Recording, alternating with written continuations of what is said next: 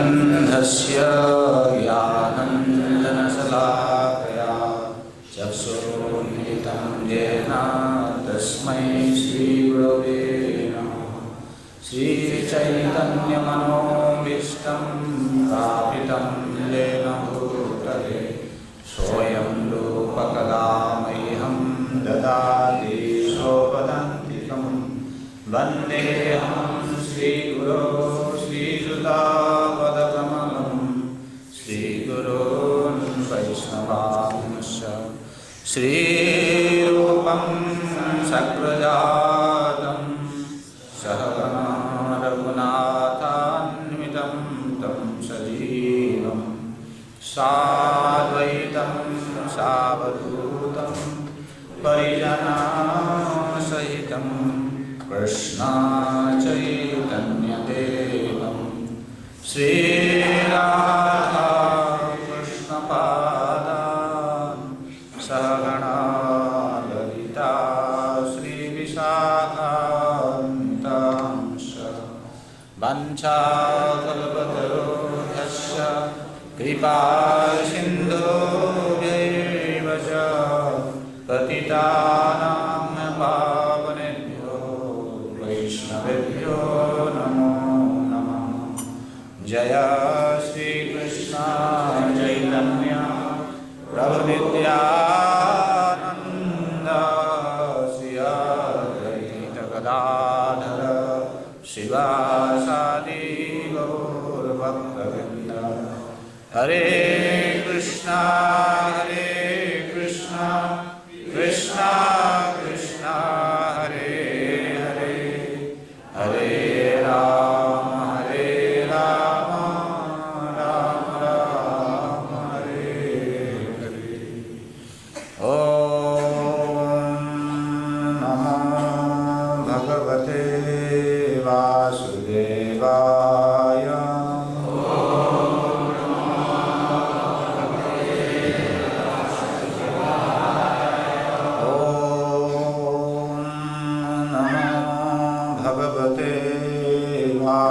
वासुदेवाय।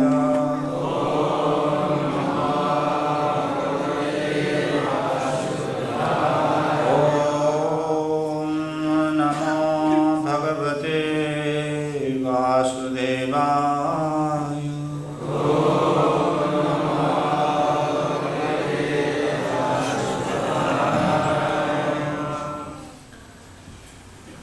तो আমরা আজ আর কাল এই কপিল দেব যে শিক্ষা, এই কপিল দেবের শিক্ষা থেকে আমরা কিছু আলোচনা করব। আপনারা সকলেই জানেন শ্রীমদ্ ভাগবতমের তৃতীয় স্কন্ধে এই কপিল দেবের শিক্ষা বর্ণনা আছে।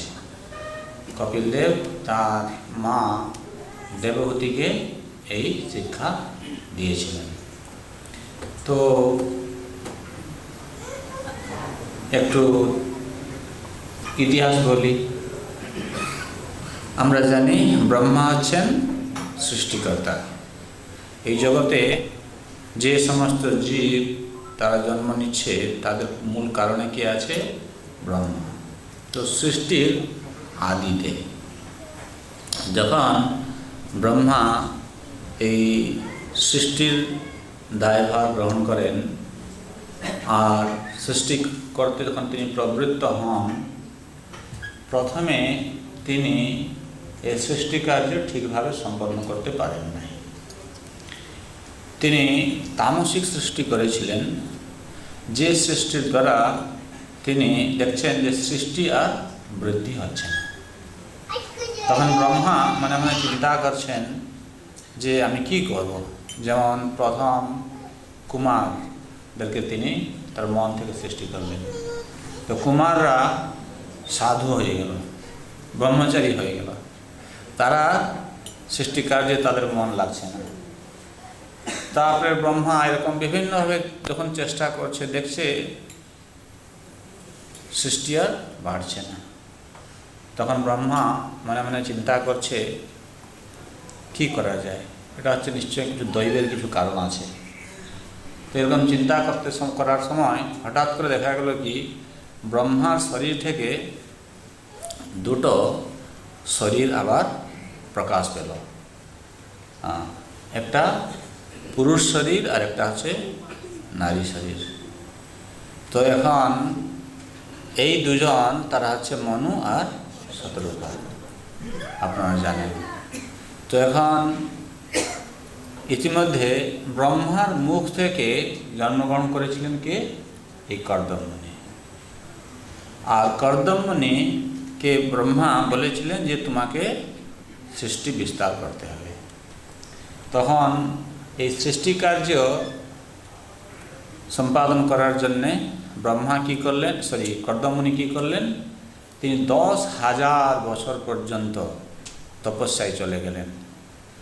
এখানে কেউ আছে গৃহস্থ আশ্রমে যাওয়ার পূর্বে তপস্যা করে? দেখুন, তিনি গৃহস্থ আশ্রমে যাবেন, গৃহস্থ আশ্রমে যাওয়ার পূর্বে তিনি তপস্যা করছেন। কারণ তিনি এই গৃহস্থ আশ্রমের যে ধর্ম সেটিকে যথাযথভাবে পালন করার জন্যে তার যোগ্যতা হাসিল করতে চাইছেন।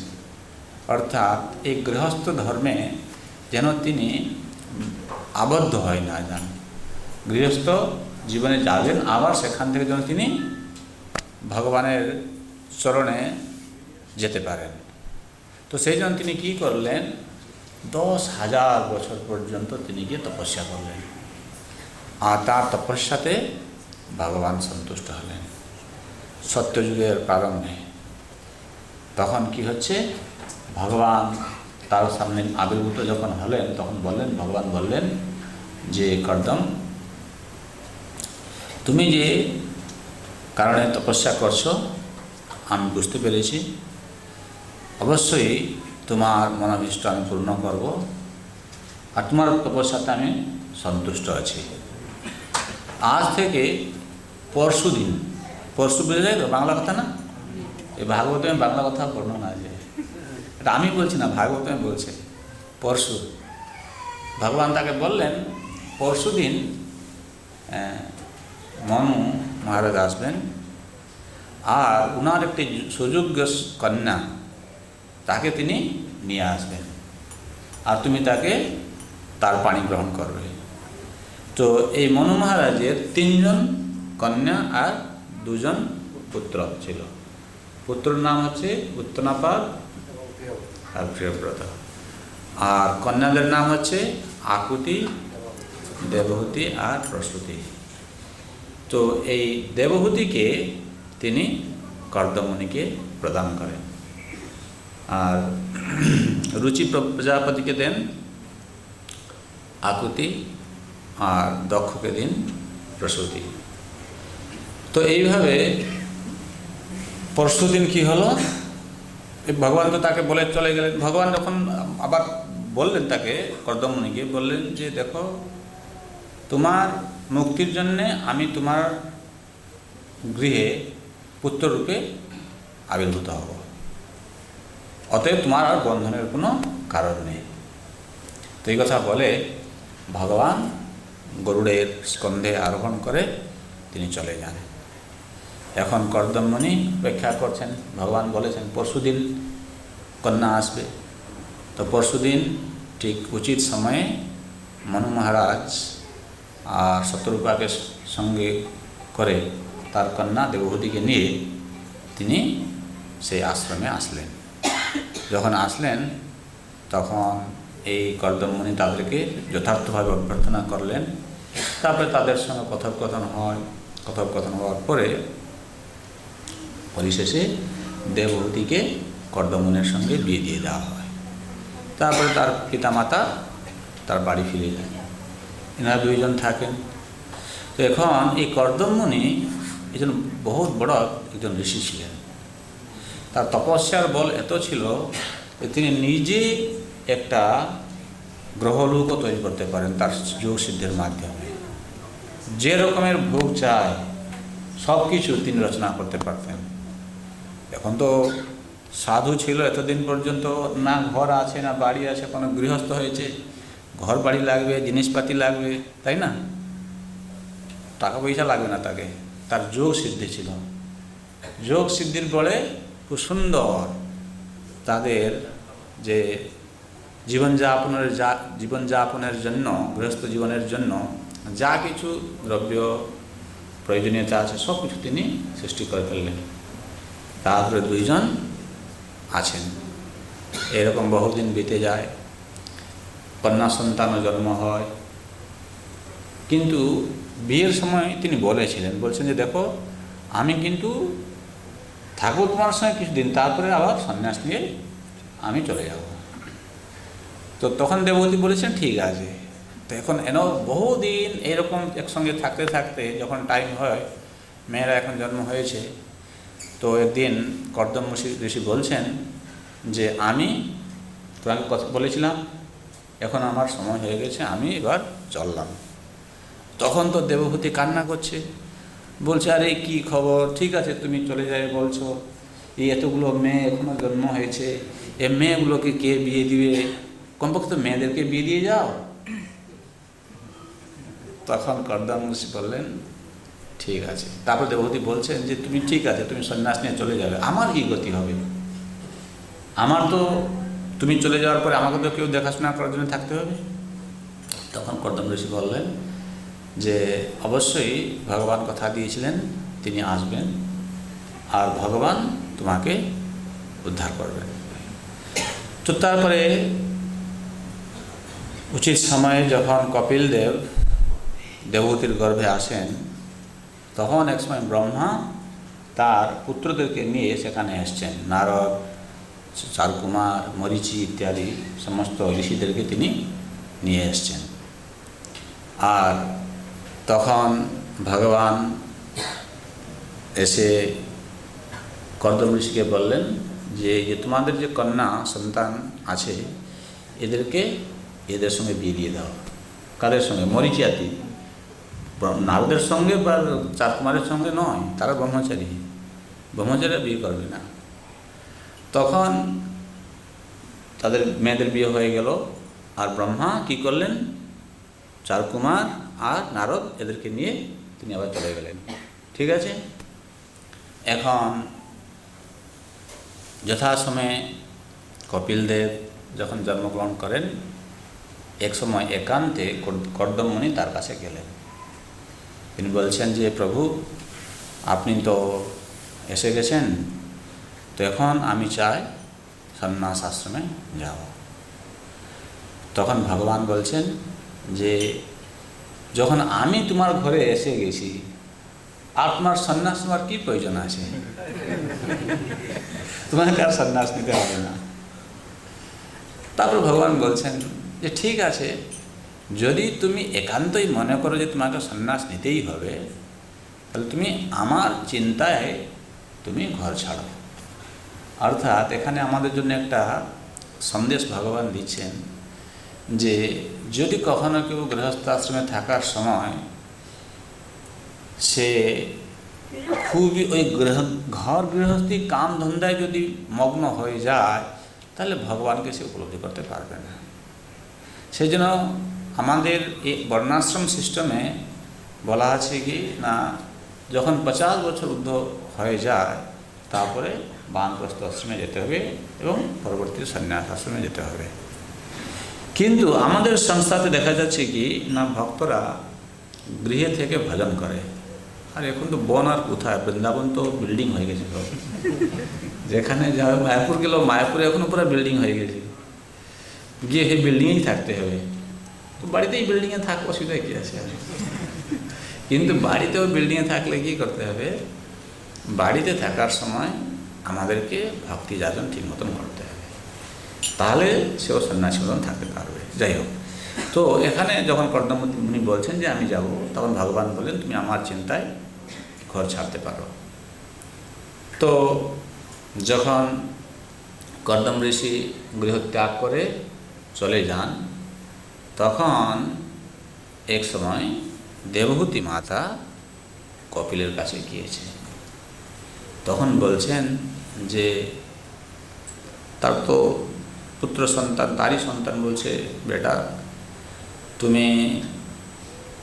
আমি কি করব বলো, আমি কর্দম ঋষির মতন এত সুন্দর পতিকে পেলাম, কিন্তু তার থেকে আমি এই আধ্যাত্মিক তত্ত্ব সম্বন্ধে কোনো কিছু লাভ নিতে পারলাম না, কারণ বহু বছর ধরে আমি ইন্দ্রিয় তর্পণে মগ্ন রইলাম। তার জন্যে আমার কিন্তু যথার্থ কল্যাণ হলো না। আমার যখন এই সমস্ত মনে পড়ে যে আমি এত বছর কীভাবে ইন্দ্রিয় তর্পণে অতিবাহিত করেছি, আমাকে লাগছে আমার জীবনটাকে আমি বৃথায় নষ্ট করে দিয়েছি। এখন তুমি তো আমার পুত্র এবং তুমি হচ্ছ ভগবান, তো তুমি আমার কল্যাণের জন্যে কিছু আমাকে উপদেশ দাও, আমি কি করব। তখন ভগবান দেবহূতি মাতাকে তিনি উপদেশ দিতে শুরু করলেন, যে উপদেশের মাধ্যমে কি হয়, একটা সংসারী জীব সে কিভাবে ভগবানের চরণকমল লাভ করতে পারে। এই উপদেশ ভগবান কপিল দেব মাতা দেবহূতিকে দিয়েছিলেন এবং সেই উপদেশের ভিতরে তিনি বলেছিলেন যে আধ্যাত্মিক যুগ তোমাকে অবলম্বন করতে হবে। তো যদি বলা হয় আধ্যাত্মিক যুগ, আধ্যাত্মিক যুগটা কি প্রশ্ন আসে, আমাকে জানতে হবে আধ্যাত্মিক যুগটা কি। যখন দেবহূতি মাতা আবার জিজ্ঞাসা করেন যে তুমি আমাকে আধ্যাত্মিক যুগ ব্যাপারে ভালো করে বুঝাও, তখন এই আধ্যাত্মিক যুগ যেটা যেমন আমরা দেখেছি, কিছু লোক আছে তারা কর্মযুগ করে থাকে, অর্থাৎ কর্মকেই তারা ধর্ম বলে মনে করে। কিন্তু এখানে যে কপিলদেব যেটি বলছেন যে আধ্যাত্মিক যুগ অবলম্বন করার মাধ্যমে সে সংসার বন্ধন থেকে মুক্ত হতে পারবে, সেটা কিন্তু এই কর্মযুগ মাধ্যমে নয়, বা জ্ঞান যোগ মাধ্যমে নয়, অথবা অষ্টাঙ্গ যুগের মাধ্যমেও নয়। অর্থাৎ যদি সেই যোগ পদ্ধতি ভগবানকে কেন্দ্রিত না হচ্ছে, তা দ্বারা কিন্তু তার সংসার মুক্তি হবে না। আর সরাসরিভাবে যদি সে সংসার বন্ধন থেকে মুক্ত হতে চায়, তাহলে এখানে আধ্যাত্মিক যুগ হচ্ছে কি এই ভক্তি যুগ। তখন ভগবান বললেন যে এই ভক্তি যুগ অবলম্বন করলে তুমি সংসার বন্ধন থেকে মুক্ত হতে পারবে। এখন যেমন আমরা এখানে সকলে ভক্তি যুগ করছি, তাই না? এখন তো প্রশ্ন এসে যাচ্ছে যে ভক্তি যুগ যে করব, আমি পাবো কোথায় থেকে ভক্তি যুগটা, কোথায় শিখব? তখন কপিলদেব বলছেন যে তুমি সাধু সঙ্গ করো, সাধু সঙ্গ করলে সাধুদের থেকেই তুমি এটা শিক্ষা লাভ করতে পারবে। তখন আবার দেবহূতি মাতা প্রশ্ন জিজ্ঞাসা করলেন, আপনি যে বলছেন সাধু কাছে যেতে, তাহলে সাধু আমি কি করে জানবো কে সাধু? সাধুর লক্ষণ তো বলতে হবে না। যদি সাধুর লক্ষণ আমি না জানলাম, তাহলে আমি কোন সাধুর কাছে গেলে এই আধ্যাত্মিক যুগ শিক্ষা লাভ করতে পারবো, আর যেটি অনুসরণ করে আমি কি হব, সংসার বন্ধন থেকে মুক্ত হব। তাহলে তুমি আমাকে এই সাধুর লক্ষণ সম্বন্ধে বলো। সেই জন্য সেই পরিপ্রেক্ষিতে কপিলদেব বলেছিলেন যে এই সাধু সঙ্গ করার জন্য বলেছিলেন, কারণ বলছেন প্রসঙ্গম অজরম পাশম আত্মানঃ কবয়ো বিদু সৈব সাধু সুকৃত মোক্ষদ্বারম অপাবৃতম। ভগবান বলছেন, যেমন দেখুন আমরা এখানে সিঙ্গাপুরে আছি, আমরা যখন আসছিলাম রোববার দিনে লিটল ইন্ডিয়া হচ্ছে ইন্ডিয়া আর বাংলাদেশ, তাই না? এখানে আর কাউকে দেখতে পাবে না, সব জায়গায় ইয়ে হয়ে গেছে। এরা কী করছে? এরা একের অপরের সঙ্গে সঙ্গ করছে, তাই না? যেমন আপনারা একালে সকলে এসছেন, এখানে সঙ্গ করার জন্য এসছেন, একত্রিত হয়েছেন, হরিকথা শুনছেন, তারাও কিন্তু সেরকম সঙ্গ করছে, তাই না? সে বলছেন প্রসঙ্গম অজরম পাশম আত্মানম কবয় বিদু। যারা বুদ্ধিমান ব্যক্তি তারা বলে থাকেন যে এই জাগতিক আসক্তি এটা হচ্ছে কি বন্ধনের কারণ হয়ে যায়। অর্থাৎ যেমন আমি বলছি যে এখানে যখন আসলাম দেখছি রাস্তায় কত ছেলেমেয়েরা মানুষরা সব কী খাচ্ছে যাচ্ছে, কথাবার্তা বলছে, এটা কী করছে? তাদের এই সংসার বন্ধনটাকে আরও বেশি ঘনীভূত করে ফেলছে। আবার বলছে স এব সাধু সুকৃত, যদি এই রকম সঙ্গ যদি মহাত্মাদের সঙ্গে সাধুদের সঙ্গে করা হয় তাহলে কি হবে? মোক্ষদ্বার পাব্রতম, সে মুক্তির লাভ করতে পারবে, তার মুক্তির দ্বার খুলে যাবে। তাহলে সেই সাধুটা কে? সেই প্রসঙ্গতে তিনি বলছেন যে তিতিক্ষব কারুণিক সুহৃদ সর্বদেহিনা অজাত শত্রু শান্তা সাধু সাধুভূষণ। এখানে ভগবান সাধুর গুণ, তার যে লক্ষণ, সেই লক্ষণ সম্বন্ধে ভগবান এখানে বলছেন। এটা আলোচনা করা আছে এই জন্য যে আমরা সকলে সাধু হচ্ছি, তাই না? কেউ হয়ে গেছে, হয়ে গেছে তো? কজন আছে এখানে সাধু হয়ে গেছে? হাত তুলো। কিরে, এতগুলো সাধু বসে আছে, কেউ সাধু হয়নি এখন? আচ্ছা, তো এই যদি আমরা সাধু হওয়ার জন্য চেষ্টা করছি, তাহলে সাধুর লক্ষণটা কি? যদি আমরা জানি তাহলে আমি জানবো আমার মধ্যে কি লক্ষণ আছে কি নাই। বলছে তিতিক্ষব। তিতিক্ষব মানে কি? সহনশীল হবে। এই সহনশীলতা বলতে কি বোঝায়? সহনশীলতা বলতে গেলে যেমন কাম, ক্রোধ, লোভ, মোহ, মদ, মাৎসর্য এগুলোকে সহ্য করতে হয়। অর্থাৎ কোনো এক বিশেষ পরিস্থিতির সম্মুখীন হয়ে যেখানে আমরা ইন্দ্রিয় বিষয় প্রতি আকর্ষণ লাভ করে থাকি, কিন্তু যে সাধু হবে সে কিন্তু এই সমস্ত বিষয়ের দ্বারা কখনো প্রভাবিত হবে না। বুঝে যাচ্ছে? বলছে যে এই সাধু কোনো সময় সে বিচলিত হয় না, সহ্য করতে পারে। যেমন আরেকটা বলি, এটা তো যে ইন্দ্রিয় ভোগের প্রতি আকর্ষণ, সেখানেও সে সাধু কখনো বিকার হয় না তার মনের ভিতরে। আবার একটা কথা হচ্ছে, সে যে সহনশীল, যেমন আমরা এই সংঘের মধ্যে আছি, এই সংঘের মধ্যে বিভিন্ন জায়গা থেকে জীব এসেছে, এখন ভক্তি করছে, তাই না? এখন দেখা যায় কিনা সকলের কিন্তু স্বভাব চরিত্র একই রকমের নয়, কারণ তাদের পূর্ব জন্মের সংস্কার দরুন তারা জন্মগ্রহণ করেছে এবং তাদের নিজস্ব একটা সেরকম ব্যবহার রয়েছে। মাঝে মাঝে দেখা যায় কি এমনকি ভক্ত সমাজের ভিতরে এমন হয়ে যায় একে অপরকে মেনে নিতে পারে না। কিছু বুঝে যাচ্ছে? হয় না? কিছু কথা কাটাকাটি হয়ে যায়, একে অপরের দোষ দর্শন করতে থাকে, তাকে নিন্দা করতে থাকে, তার ব্যবহারের সম্পর্কে বলতে থাকে। কিন্তু যে সাধু হবে সে এইসব কিছু দেখে না। সে কি দেখে, কি করে সহ্য করে? সাধু জানে আমি এখানে আছি, সপ্তাহে একদিন মাত্র সময় পাই এখানে এসে একটু হরিভজন করার জন্য।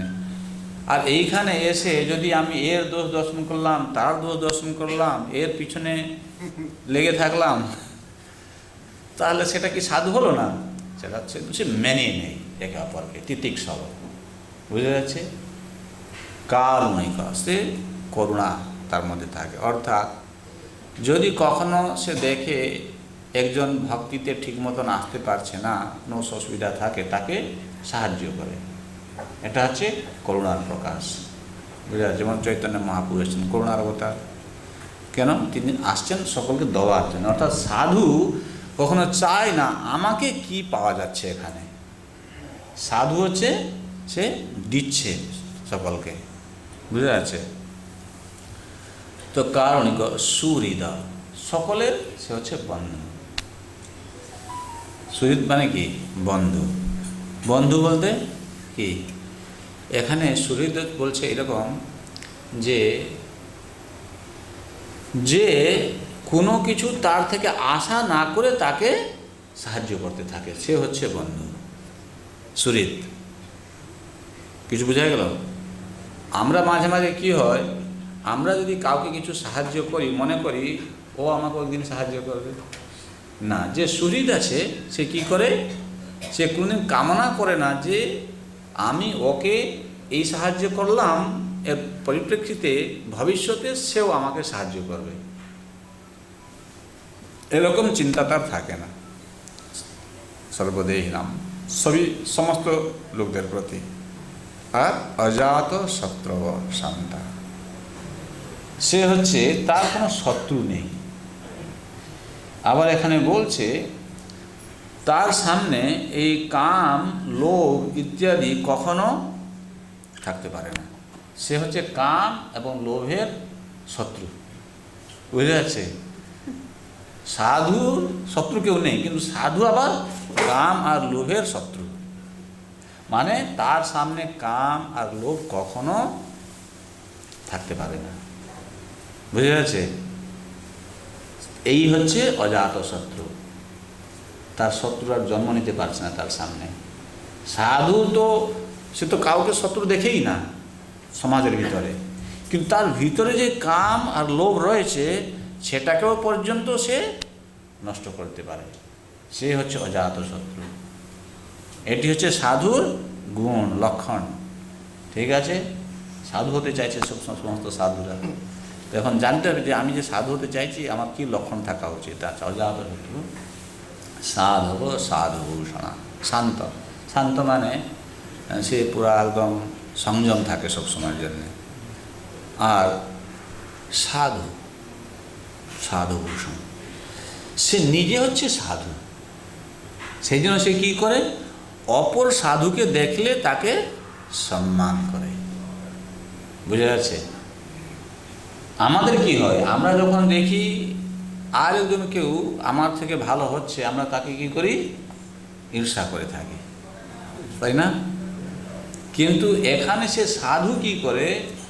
নিজেও সাধু, অপর সাধুকে সে সম্মান করে থাকে, তাকে আদর যত্ন করে। কেমন আদর যত্ন করে? যখন যদি আপনি একটা অলংকার খরিদ করেন, অলংকারকে খুব যত্ন করে রাখতে হয়, তাই না? যাতে করে এটা নষ্ট না হয়ে যায়, কেউ চুরি করে নিয়ে ফালিয়ে না যায়, কাছে যত্ন করে রাখে। ঠিক আছে? সেরকম সে যখন দেখে একজন খুব সুন্দর সাধু আসছে, তখন সে তার কাছাকাছি থাকতে চায় সবসময়ের জন্য, তার থেকে শিখতে চায়, তাকে কখনো অসম্মান করে না। আবার বলছে এই সাধু হচ্ছে তার ভূষণ স্বরূপ।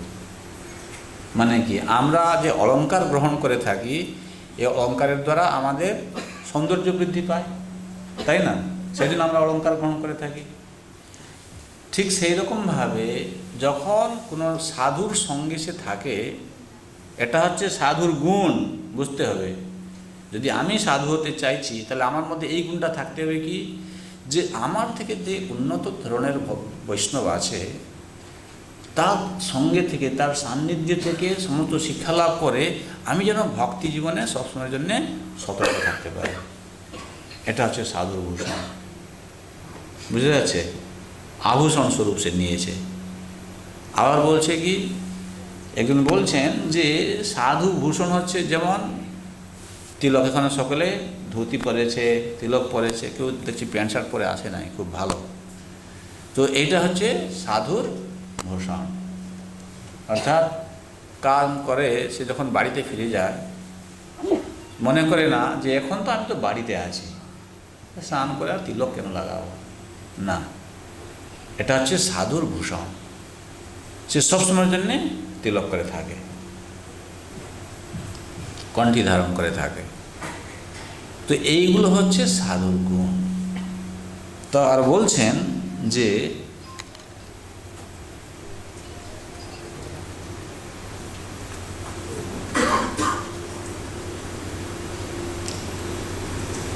मयि अनन्येन भावेन भक्तिं कुर्वन्ति जे दृढां मद्कृते त्यक्त कर्माण त्यक्त स्वजन बान्धवा। আরও তার কিছু গুণ বলছেন। তিনি বলছেন যে ময়ি অনন্যেন ভাবেন, সবসময় অবিচলিত চিত্তে সে কী করে? ভগবানের সেবায় নিযুক্ত থাকে। ভক্তিং কুর্বন্তি যে দৃঢ়, দৃঢ় ভক্তি কুর্বন্তি। দৃঢ় ভক্তি মানে কি? দৃঢ় ভক্তি হচ্ছে যে ভক্তি কোনো সময় সেটা খণ্ডিত হয় না। অর্থাৎ যে কোনো পরিস্থিতিতেও সে কী করে তার ভক্তি কায়েম রাখে থাকে। অর্থাৎ যেমন এখানে বলা আছে যে এই ভক্তিটা কীরকম হবে, অর্থাৎ কোনো বাধা বিপত্তি আসলেও সেটা কখনো নষ্ট হয়ে যায় না। এখানে উদাহরণ দেওয়া হচ্ছে যে যখন গঙ্গা দেবী আসছে হিমালয় থেকে, গঙ্গা দেবীর রাস্তায় বড় বড় পাথর সব থাকে, বড় বড় পাহাড় থাকে, কিন্তু তার গতিকে কি রোধ করতে পেরেছে? তার গতিকে রোধ করতে পারে না। সে গঙ্গা দেবী পুরা হিমালয় পর্বত থেকে এখন বইতে বইতে পুরা চলে গেছে গঙ্গাসাগর পর্যন্ত, কিন্তু রাস্তায় কত বড় বড় পাহাড় পর্বত এসেছে, কোনো কিছু তার গতিকে রোধ করতে পারে নাই। এইরকম বড় বড় পাহাড় পর্বতের মতন আমাদের সামনে চলে আসে মাঝে মাঝে। কীরকম? আগে শরীর খারাপ হয়ে গেল, কালকে আমার কাছে টাকা নেই, হঠাৎ করে তার চাকরি চলে গেল, বিভিন্ন রকমের, তাই না? সংসারের যে সমস্ত দুঃখ দুর্দশা, এটা হচ্ছে কি বড় বড় পাহাড় পর্বতের মতন বাধা হয়ে সামনে এসে দাঁড়িয়ে যায়। যখন সামনে এসে দাঁড়ায় এই বাধাগুলো, তখন আমরা কি করি? আমরা ভক্তিকে তো গুরুত্ব দেই না, ওই সমস্ত সমাধান করার জন্য লেগে যায়। কিন্তু এখানে বলছেন দৃঢ় ভক্তি কুর্বন্তি, মানে কি তার ভক্তি কোনো সময় বাধাগ্রস্ত হয় না। আবার মানে আমাদের আচার্য বলছেন অবিচ্ছিন্ন তৈলধারাগত মধুধারাগত। আপনি দেখেছেন কখনো একটা বোতলে যেটা মধু আছে, টিপিটা খুলে যখন মধুটাকে ঢালতে থাকেন, কীরকম পড়ে মধু? একটা ধারা, তাই না, নেমে আসে মুখ থেকে পুরো একদম পাত্র পর্যন্ত। দেখেছেন মধু যখন ঢালা হয়, মধু এরকম হয় না যে টপটপ করে পড়ে, না, এটা পুরো একদম একটা ধারা লেগে থাকে, কোনো বিচ্ছেদ নেই। ঠিক এইরকমভাবে ভক্তি করতে হবে। এমন নয় যে আজকেই এই রোববার দিন গেলাম, আগামী রোববারে আবার যাব না, কারণ আগামী রোববারে আমার বন্ধুর সঙ্গে আমি দেখা করতে যাব। সপ্তাহে তো একদিন ছুটি পাই, কী করব? দেখুন এখানে গুরুত্বটা বুঝতে হবে। আমরা মনে করছি না যে বন্ধুর সঙ্গে সাক্ষাৎ করো না। যদি বন্ধুর সঙ্গে সাক্ষাৎ করতেই যদি হয়, অন্য সময় করো। এই সময়টা ভগবানের জন্যে আছে, সপ্তাহে মাত্র একদিন 1 ঘন্টা 2 ঘন্টা, তাই তো, আর তো বেশি নয়। তো তখন কেন আমরা এখানে আসবো না? যদি এইরকম মনোমানসিকতা হয়, তাহলে তার দৃঢ় ভক্তি আছে। আর যদি সে মনে করে ঠিক আছে গত সোমবার রোববার তো গিয়েছিলাম, এ রোববার এবার নাই বা গেলাম না, সেটা তাহলে দৃঢ় ভক্তি আর হলো না। বা সে মনে করছে যে ঠিক আছে জব তো করছি, ঠিক আছে কালকে করবো, আজকে যা হয়েছে হয়েছে রেখে দাও, এটা দৃঢ় ভক্তি হচ্ছে না। সে জানবে যত কিছু বাধা বিপত্তি আসলেও তাদের 16 মালাটা সে কী করছে? কমপ্লিট করছে। আর ভক্তি কুর্বন্তি যে দৃঢ় মৎকৃতি ত্যক্ত কর্মাণ ত্যক্ত স্বজন বান্ধব। ভগবান বলছেন সে সব সময়ের জন্য যা কিছু করে আমার জন্যে করে থাকে, অর্থাৎ আমার আশ্রয় থেকে সে সমস্ত কর্মগুলো করতে থাকে। আর আমার জন্যে সে কি করে? জাগতিক যে সম্বন্ধ বন্ধু বান্ধব আছে তাদেরকে সে ত্যাগ করে। এখন আমাদের মধ্যে আমাদেরকে এখন নিজেকে নিজে বিচার করে দেখতে হবে, এখন কি সত্যিকারে আমার এই যে জাগতিক যে সমস্ত বন্ধু বান্ধবরা আছে তাদের প্রতি কি এখনও আমার খুবই সেরকম আকর্ষণ রয়ে গেছে, না আমি ছেড়ে দিয়েছি ভগবানের জন্যে? কারণ তুমি যখন ভক্ত হয় নাই, যে যার সঙ্গে তোমার সম্পর্ক ছিল সে ভালো রান্না করতো, তুমি মনে করছো তার কাছে গিয়ে একবার খেয়ে আসি, ও তো ভক্ত নাই। বলি না না, ও কিন্তু ভেজিটেবল রান্না করে, ও তো আমার বন্ধু আছে। ভেজিটেবল রান্না করলে কি হলো? হ্যাঁ, শাক সবজি রান্না করলে খালি সেটা ভগবত প্রসাদ হচ্ছে না। যদি ভগবত প্রসাদ করে তাহলে যাবো, নলে যাবো না। ভগবানের জন্যে তার বন্ধুকে পর্যন্ত সে ত্যাগ করে দেয়। এইটা হচ্ছে সাধু, ঠিক আছে। কিন্তু মাঝে মাঝে দেখা যাচ্ছে কি সৎসঙ্গে থাকতে থাকতে আবার একটা সাধুর সঙ্গে মিলে না, কিন্তু সেরকম করা যাবে না। আর কি করে? মদাশ্রয়া কথামৃষ্টা শৃণ্বন্তি কথয়ন্তি চ তপন্তি বিবিধাস্তাপানয়িতান মদ্গত চেতসা। নিরন্তর ভগবানের কথা আর কীর্তন করে থাকে সে।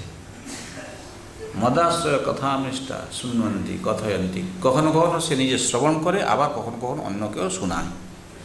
ঠিক আছে? অর্থাৎ যেমন আপনারা হয়তো যখন ক্যাম্প থেকে বাসে করে যাচ্ছেন কোম্পানির কাছে কাজ করার সময়, তখন ভক্তরা কি বোঝায় হয়তো জব করছে, নাহলে কোনো লেকচার কানে শুনছে, নাহলে হরে কৃষ্ণ মহামন্ত্র কীর্তন শুনছে, সব সময়ের জন্যে। এটা হচ্ছে সাধুর লক্ষণ। মদা আশ্রয়, ভগবানের আশ্রয় থাকছে সব সময়ের জন্যে। যদি সে তখন মনে করছে যে না জপও করছে না, কীর্তন শুনছে না, আর অন্যান্য যারা বসে আছে তাদের সঙ্গে আলতু ফালতু কথাবার্তা বলছে, তাহলে ভগবানের আশ্রয় থাকছে না তখন। কিন্তু সে কী করছে? সবসময় জন্য ভগবানের আশ্রয় থাকছে। কথা মিষ্টা শৃণ্বন্তি কথয়ন্তি চ তপন্তি বিবিধাস্তাপা।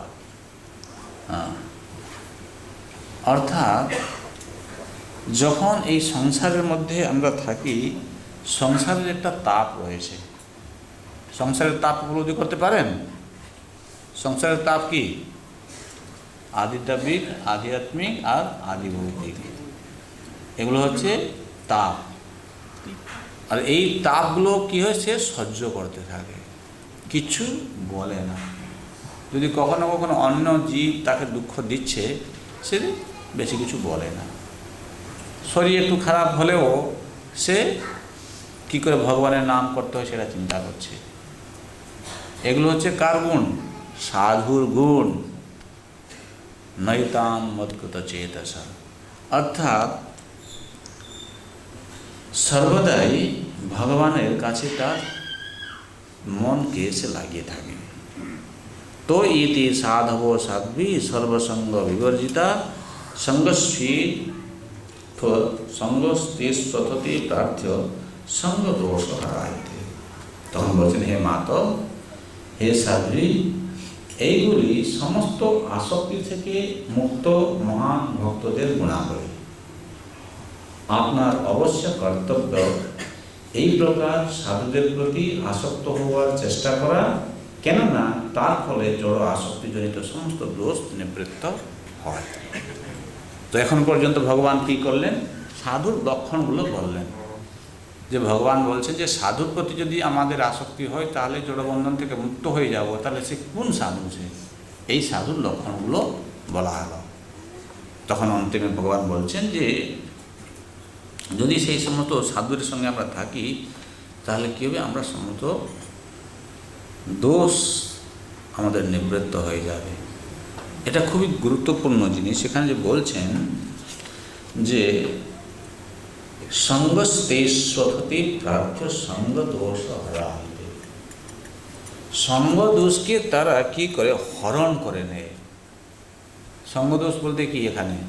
এখানে সঙ্গদোষ বলতে যে আমাদের এই জাগতিক বস্তুর প্রতি যে ভোগ প্রবৃত্তি, যে আকর্ষণ, এগুলো কিন্তু যাচ্ছে না হঠাৎ করে। যখন সেই রকম গুণ সম্পন্ন সাধুর সংসর্গে আমরা আসব, তখন কি হবে? এই যে জাগতিক বস্তুর প্রতি যে কামনা, চাওয়া পাওয়ার যে বাসনা, তারা সেটি নষ্ট করে দেয়। সেই জন্য আমাদের শাস্ত্রে বলছে যে সাধু সঙ্গ সর্বশাস্ত্রে কয়, লোহমাত্রে সাধু সঙ্গে সর্বসিদ্ধি হয়। এইরকম সাধুর যার গুণাবলী আছে, যদি তার সংসর্গে আমরা আসব, তাহলে কি হয় না, এই জাগতিক বস্তুর প্রতি আকর্ষণের জন্য যে আমরা কত দুঃখ কষ্ট পাচ্ছি। যেমন একটা উদাহরণ দিই, একটা ভক্ত, সে কোনো একটা সিম্পল কাজ করছে, তার পরিবার আছে, সে যতটা টাকা কামাইছে তার কি হচ্ছে? তার মিটছে না, আরও চায়, এটা চেষ্টা করছে, সেটা চেষ্টা করছে, কিন্তু বিফল হয়ে যাচ্ছে, কষ্ট পাচ্ছে, তাই না? তাপ অনুভব করছে। যখন সাধুর কাছে যাবে, তখন তার মনটা স্থির হয়ে যায়। সে জানতে পারে যে ঠিক আছে, আমার কর্মে এইরকম আছে, আমার বেশি আর এ করা উচিত নয়। ভগবান যেটা দিচ্ছে তার মধ্যে যেন আমি সন্তুষ্ট থেকে নিজের জীবনকে চালিয়ে যাব আর হরিভজন করব। বুঝে যাচ্ছে? তো এই যে জ্ঞানটা যখন ওই রকম উন্নত সাধুদের গহনে থাকব, তখন এই দোষটা নষ্ট হয়, নিজেদের চেষ্টায় কিন্তু যাবে না। এই জন্য দেখুন, আমরা যে এখানে আসছি, সাধুসঙ্গ করছি, নিজেকে আমাকে জিজ্ঞাসা করতে, আমার কি এর দ্বারা কি জাগতিক আকর্ষণ নষ্ট হচ্ছে কি হচ্ছে না? এটা তো কপিলদেব বলেছে যে সাধুসঙ্গ করলে জাগতিক দোষ সব নষ্ট হয়ে যাবে। যদি নষ্ট না হচ্ছে তাহলে বুঝতে হবে আমার ঠিক মতন সাধুসঙ্গ হচ্ছে না।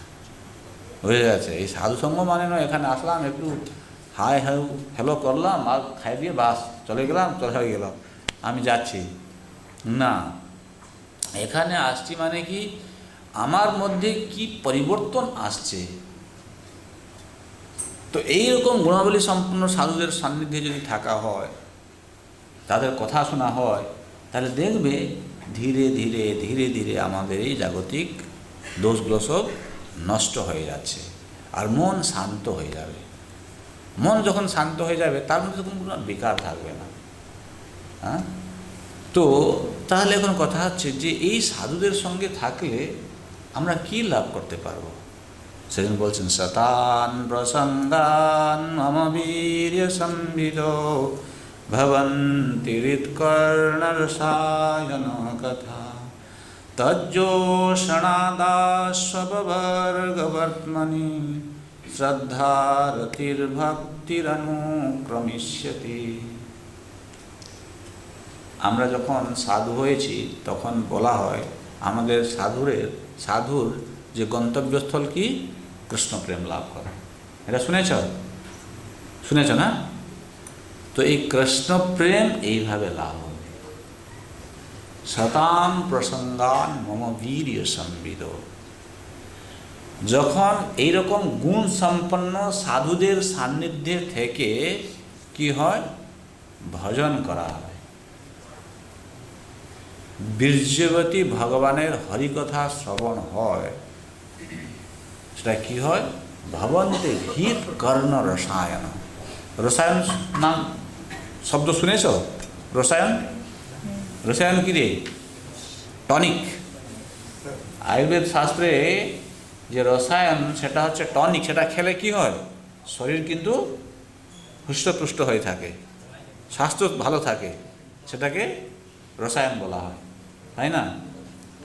তো এই যে সাধুদের সঙ্গে থেকে যদি প্রকৃষ্ট রূপে সাধু সঙ্গ হয়, অর্থাৎ সাধুর সেরকম গুণ থাকতে হবে, আর যে তার সঙ্গে সাধুসঙ্গ করছে তাকেও সেই রকম হতে হবে। এখানে বলা হচ্ছে, উদাহরণ দেওয়া হচ্ছে, যেমন আপনার কাছে মনে করুন খুব সুন্দর ধানের বীজ আছে, বুঝতে পারছো? কিন্তু আপনি যে জমিতে ধান লাগাইতে যাইছেন, সেই জমিতে নুনা মাটি, জলই থাকে না। যদি তোমার কাছে ভালো বীজও থাকে, সেই জমিতে যদি তুমি ধানের বীজ লাগাও, ধান হবে? হবে না। কিন্তু তার মানে দেখা যাচ্ছে কি, বীজও ভালো থাকতে হবে, আবার মাটিও, জমিও ঠিক থাকতে হবে, তাহলে দেখবে ধানটা ভালো হচ্ছে। এখন খালি বললে হবে না যে সাধু সেরকম ভালো করে উত্তম সাধু, কিন্তু আমি হচ্ছি জমি। এখানে বলা হচ্ছে সাধু হলো ধানের বীজ, আর আমি হচ্ছে কি, জমি। তো সাধু যে এই জমিতে যে ধানের বীজটা, ভক্তির বীজটা যে বপন করবে, আর আমি দেখবো সেটা বর্ধিত হয়ে খুব সুন্দরভাবে ধান হচ্ছে। যদি জমিটা ঠিক না থাকে, তাহলে আর ভালো বীজ থাকলে হবেই বা কি? বুঝা যাচ্ছে? তখন কি হচ্ছে, প্রকৃষ্ট রূপে সাধুসঙ্গ হচ্ছে না। সেই জন্য কি করতে হবে, আমাদেরকেও এই বৈষ্ণবীয় আচরণগুলো করতে হবে। তার দ্বারা আমাদের জমিটা কি থাকবে, উপজাউ থাকবে, উর্বর থাকবে। ঠিক আছে? তখন এই সাধুর সঙ্গে যখন আমরা তার সাধুর সান্নিধ্যে আসবো, তখন প্রকৃষ্ট রূপে সাধুসঙ্গ হচ্ছে। নহলে কি হচ্ছে, সাধুর সঙ্গ, যেমন আমরা আসছি এখানে সাধুসঙ্গ হচ্ছে, কিন্তু আবার যখন এখান থেকে চলে যাই, আমি আমার যে পূর্ব যে অভ্যাস, তাতে আমি চলে যাই। বুঝতে যাচ্ছে? তাতে কিন্তু প্রকৃষ্টরূপে সাধুসঙ্গ হচ্ছে না। যখন এরকম সাধুর সঙ্গে এসে তুমি কীর্তন করছো, কীর্তন করতে তোমার খুব আনন্দ লাগছে, খুব আরও শুনতে চায়, কথা শুনছে সে আরও শুনতে চায়, কেন এটা টনিক মতন হয়ে গেছে তার প্রতি। অর্থাৎ তার যে চেতনা, কৃষ্ণ ভাবনার যে চেতনা, এটা এত সুস্থ থাকছে, সে একটা প্রসন্নতা অনুভব করছে। বুঝে যাচ্ছে? এইটি বুঝতে হচ্ছে যে হরিকথা হচ্ছে তখন টনিকের মতন কাজ করছে। আর টনিক মতন কাজ করছে মানে কি, যেমন ভগবান প্রথম বলেন যে এইরকম সাধুদের আমাদের সান্নিধ্যে থাকতে হবে। এটা হচ্ছে কি শ্রদ্ধা। এইরকম শ্রদ্ধা যখন থাকে, সেই রকম সাধুদের সান্নিধ্যে এসে যখন আমরা হরিকথা শ্রবণ করি, তারপরে কি হচ্ছে, ভজন ক্রিয়া নিষ্ঠা এসে যায়, নিষ্ঠা আসে। নিষ্ঠা মানে কি, একদিন হয়তো আমি এখানে আসলাম, এখানে এসে আমি শুনলাম আমাকে বলছেন যে প্রত্যেক দিনই ভাগবত পাঠ করতে হবে। আমার হৃদয়ের মধ্যে এমন একটা রেখাপাত হলো, আমি কাউকে কিছু বলি না, আমি প্রত্যেক দিন একটা সময় বের করে নিয়ে আমি ভাগবতটা খুলে পড়তে থাকি। এই যে নিষ্ঠা সেগুলো। তারপর দেখবে কিছুদিন পরে তার প্রতি রুচি চলে আসবে। রুচি যখন চলে আসে, বারবার সেটাকে আবার শুনতে চায়, সেটাকে পড়তে চায়। এটা হচ্ছে রুচি, তাই না? যদি মনে করো কোনো কিছু জিনিস তুমি খাও, তোমাকে রুচি লেগেছে সেই জিনিসটা, তখন কি করবে, বারংবার ওইটা খেতে চাও না, আর একটু চাইব, আবার ওইটা রান্না করবো, ভালো লেগেছে আমার, রুচি আছে দামানের প্রতি। এইরকম যখন রুচি চলে আসবে, তখন এই সমস্ত ভগবানের যে কথা কীর্তন, সেটাকে সে বারবার আরও চায়। তাহলে আমাকে জিজ্ঞাসা, আমাকে এটা সাধুসঙ্গের মধ্যে আমাকে এটা হচ্ছে না, হচ্ছে না, তার কিছু গড়বড় আছে, ঠিক আছে? আচ্ছা, রুচি, তারপরে আসক্তি এসে যাবে। আসক্তি যখন কোনো জিনিসের প্রতি আসে, সে তাকে ছাড়তেই চায় না আদৌ, তাই না? সে এত আসক্ত আছে, বসে আছে সেই জায়গাতে, সে ছাড়তে চায়। তুমি জায়গাটার প্রতি এত আসক্ত কেন হয়ে গেছো তুমি? অর্থাৎ সে ছাড়তেই চায় না। এটা ওই সাধুদের সঙ্গে প্রভাবে হবে। হ্যাঁ, এটা কি হবে, শ্রদ্ধা রতির ভক্তি। ভক্তি বলতে প্রেম ভক্তি, এই বহুত দূরের ব্যাপার। তো এখন আমাদেরকে জানতে হবে, কমপক্ষে আমরা এই ভক্তদের সান্নিধ্যে থেকে যদি যথাযথভাবে বৈষ্ণবীয় আচার আচরণশীল হই, আর কোনো উৎকৃষ্ট সাধুদের সান্নিধ্যে আসলে তাদের শ্রীমুখ থেকে হরিকথা শ্রবণ করে আমি যাতে ভক্তি জীবনে আরও যত্নবান হই, এইরকম মনমানসিকতা নিয়ে যদি ভক্ত সে সাধু সঙ্গে আসছে, ভক্তি যাপন করছে, তাহলে এই সাধন ভক্তি ক্রমান্বয়ে ভাবভক্তি থেকে সে প্রেম ভক্তির স্তরে উন্নীত হতে পারবে। তো সেই জন্য আমরা এই যে কপিল দেবের শিক্ষা থেকে যেটা আলোচনা করছি, এখানে মূল কথাটি হচ্ছে কি, আজকে যেটা আমরা আলোচনা করলাম, যে সাধু সঙ্গ করলে আমরা উত্তম ভক্তি যাপন করতে পারবো। আর উত্তম ভক্তি যদি যাপন করা হয়, সেটা প্রেম পর্যন্ত আমাদেরকে নিয়ে যেতে পারবে। তাহলে সেই উত্তম ভক্তকে, তার গুণাবলী সম্পর্কে আমরা আলোচনা করলাম। এই সমস্ত গুণাবলী সম্পন্ন যারা থাকবে, তাদের যদি সান্নিধ্যে আমরা থাকি আর ভক্তি যাপন করি, সেখানে ধীরে ধীরে ভক্তিতে আমরা আরও নিষ্ঠা, রুচি, আসক্তি আসবে। তারপরে আমরা ভগবত প্রেম লাভ করতে পারব। তো সেই জন্য আমরা আজকে এটা আলোচনা করলাম। তো আগামীকাল আমরা আলোচনা করব এই যে ভক্তি এটা বললাম, অবশ্যই ভক্তিটা কীরকম, তার লক্ষণটা কীরকম হতে হবে, বুঝে যাচ্ছে? যে আমি যে ভক্তিটা করছি, বিভিন্ন লোক ভক্তি করে থাকে, তাই না? তো এই ভক্তি আমি কীরকম ভক্তি করছি, সেটা কি উত্তম ভক্তি হচ্ছে?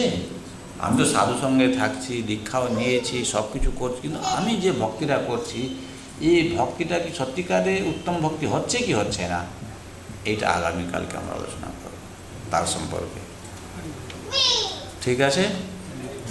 কোনো প্রশ্ন আছে? একটা দুটো যদি প্রশ্ন থাকে আমরা প্রশ্ন করি, কেন টাইম হয়ে গেছে, তোমাদের তো 8:30টার মধ্যে যেতে হবে, তাই না? অসুবিধা নেই, কালকে ছুটি আছে, সেই জন্য একটু প্রশ্ন নেওয়া যেতে পারে। 38 হয়ে গেছে, 8:38 হয়ে গেছে। প্রশ্ন বলো। হ্যাঁ প্রশ্ন বলো, পিছন থেকে হাত তুলেছে সাধু।